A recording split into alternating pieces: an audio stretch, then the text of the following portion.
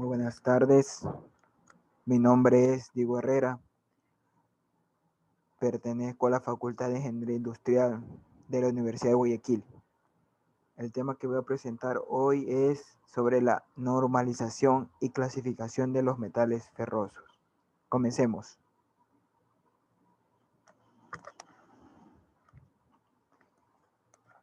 Primero, recordemos lo que es metales ferrosos.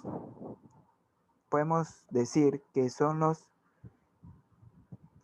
tipos de metales en donde el hierro es su componente principal.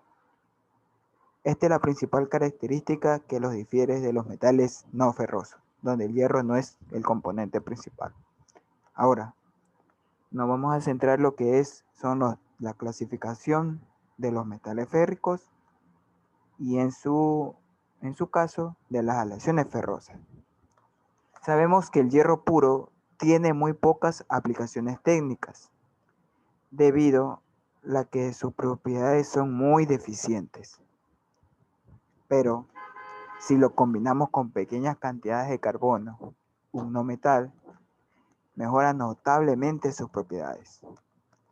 Según la cantidad de carbono que se le agrega al hierro, podemos distinguir las siguientes aleaciones: hierro dulce, aceros y fundiciones. Los aceros suponen el metal más importante por sus aplicaciones. Por eso, tenemos el hierro dulce o hierro forjado. Sabemos que su característica principal es que su contenido de carbono es inferior al 0.03%. Es muy dúctil y maleable, se oxida con facilidad, es de difícil soldadura, pero es un buen conductor de electricidad. Aplicaciones, como hemos mencionado, muy pocas.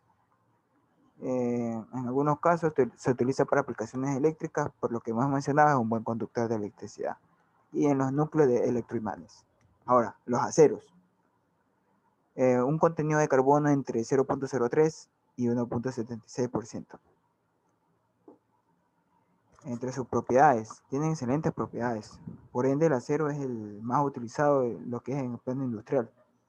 Excelentes propiedades, excelentes propiedades mecánicas, ya sea por su dureza, su tenacidad, su resistencia a los esfuerzos. Tiene un bajo costo de detección, permite una buena soldadura y admite forja y mecanizado. Aplicaciones, en este caso tenemos que dividirlo en dos grupos: los aceros al carbono simples o comunes y los aceros aleados especiales, donde también ingresan los aceros inoxidables. Los aceros al carbono simples o comunes son los constituidos solo por hierro y carbono. Se emplean herramientas como clavos, tornillos, relojes, vehículos ferroviarios, automóviles, etc. Los aceros aleados especiales pasa por un afino para añadir otros no metales o metales y mejora sus propiedades físicas y mecánicas. Se emplean en maquinaria, corte, equipos quirúrgicos, vehículos espaciales, reactores nucleares, etc. Como hemos dicho, aquí entra el grupo de los aceros inoxidables, que están aliados con cromo y níquel como elemento principal, que no pasa del 10,5% en su estructura.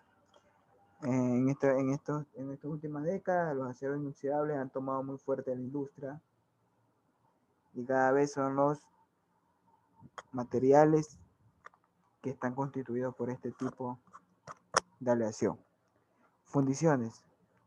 Contenido de carbono entre 1.76 y 6.67. Estos son menos dúctiles y menos tenaces que los aceros. Estos son más fáciles de mecanizar que los aceros y permiten la obtención empleando moldes, la obtención de diferentes formas que tienen un gran grado de complejidad. Aplicaciones en el ámbito urbano como farolas, bancos, fuentes, tapas de alcantarilla. Las fundiciones, tapas de alcantarilla, tú ves que es una dureza, una tenacidad muy pronunciada. También utilizada en bloques de motores, maquinarias, calderas, etc.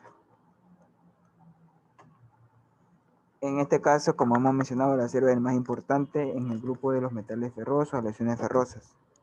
Entonces hablamos de un proceso de normalización que se da en esto. ¿Qué es la normalización? Primero tiene como objetivo proporcionar una estructura uniforme y de grano fino al acero y las fundiciones de estas. El proceso se utiliza para obtener una microestructura predecible y una garantía de las propiedades mecánicas. Y estas forman parte del tratamiento térmico del acero. El proceso de normalización se completa calentando la pieza deseada del metal a una temperatura de alrededor de 100 grados Fahrenheit o 40 grados Celsius. Por lo general, aunque algunos autores lo determinan en 50 grados Celsius. Eso ha estado en discusión, pero es aceptado la fuente de una prestigiosa universidad de Inglaterra. El acero se mantiene a una temperatura durante un periodo de tiempo especificado para garantizar que el proceso de normalización ha concluido. Una vez calentada a la temperatura correcta, la normalización se ha completado enfriando la pieza de acero a temperatura ambiente, que es un proceso de enfriamiento más rápido que otros tratamientos de calor de acero que se utilizan comúnmente. Podemos ver aquí el proceso de forma del tratamiento térmico del acero que se relaciona con los procesos de temple, normalizado, recocido y revenido. Y podemos ver la curva del normalizado, que se relaciona con las variables de temperatura y tiempo. Usos. Al completar la normalización del acero, la resistencia de la pieza del acero se puede mejorar en comparación con el acero que no se normaliza o se trata con otro proceso de calentamiento. El rendimiento dúctil del acero también se puede mejorar a través de la normalización. Esto es posible sin la reducción de la dureza o resistencia, como puede suceder con otros tratamientos térmicos. Al utilizar el proceso de normalización se puede hacer modificaciones a la estructura del grano del acero para fines específicos. Recordemos que los aceros con niveles bajos de carbono no tienen su tasa de ductilidad alterado, utilizando el proceso de normalización. Esta generalmente se utiliza para piezas de acero que requieren máxima cantidad de fuerza y resistencia al impacto. Temperatura.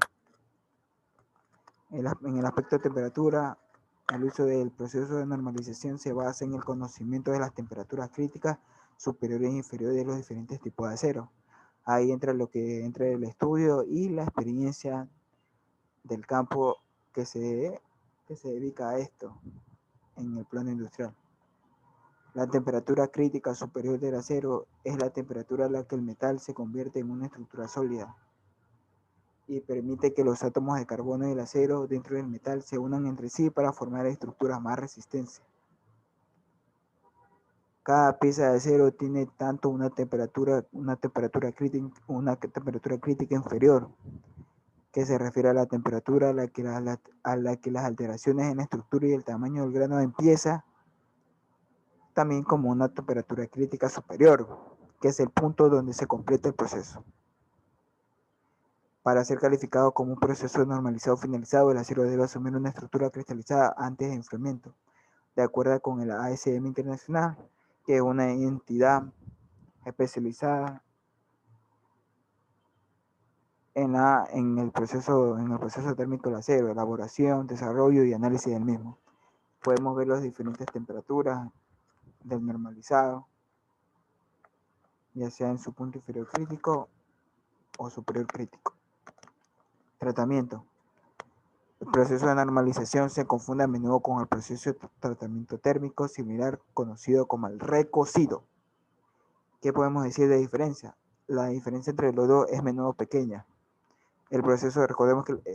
Tengamos claro que el proceso de recocido se completa a través de un proceso de enfriamiento más corto, llamado enfriamiento en el horno, y donde el acero recocido es generalmente más suave y más débil que el acero que se normaliza.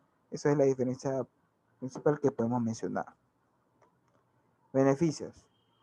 ¿Qué beneficios trae el normalizado en el tratamiento térmico del acero?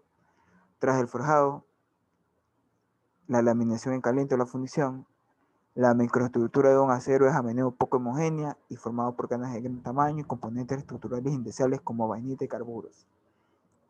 Dicha microestructura tiene un impacto negativo en las propiedades mecánicas del acero, así como su maquinabilidad. Esto es erradicado mediante la normalización, que permite que el acero obtenga una estructura homogénea de granos más finos con propiedades predecibles y maquinabilidad. Por eso es muy útil el proceso de normalizado. Aplicaciones en materiales.